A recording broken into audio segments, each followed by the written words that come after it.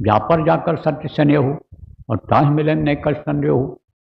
जिस चीज़ की आदमी इच्छा करता है उसकी इच्छा वो पूरी होती है।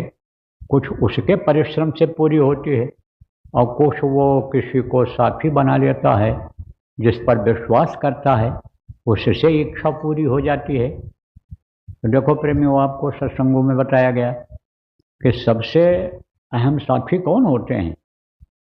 अगर आपसे पूछा जाए तो आप कहोगे कि पत्नी अर्धांगिनी होती है।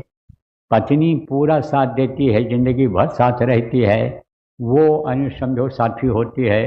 किसी औरत से पूछा जाए तो कहेगी कि ये पति हमारे साथ देने वाले रहते हैं, पति परमेश्वर हैं, लेकिन मरने के बाद नहीं साथ दे पाते हैं दूसरे का।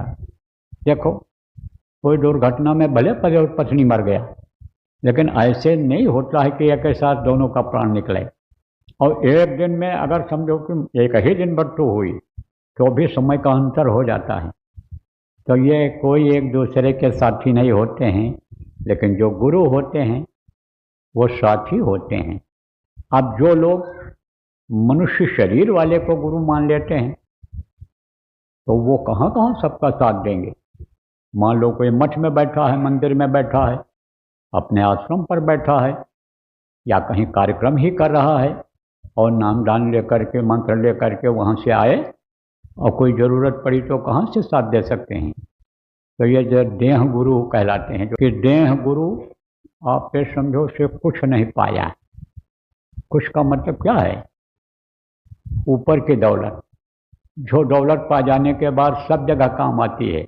जब तक जिंदा रहो तब तक ये काम आवे और मरने के बाद भी काम आती है, तो वो दौलत। तो देह गुरु से कुछ नहीं पाया। और कंज गुरु ने राह बताया। कंज गुरु किसको कहा गया है? जो इन बाहरी आँखों से देखे नहीं जाते हैं, जिनका दर्शन अंदर में होता है, नूरी रूप जिनका होता है, वो जब मिल जाते हैं तब आप ये समझो मरने के बाद भी वो साथ देते हैं, ले जाते हैं, फंसने नहीं देते हैं जीवों को। जिन जीवों को आप समझो पकड़ते हैं उनको घर पहुंचाया ही करते हैं।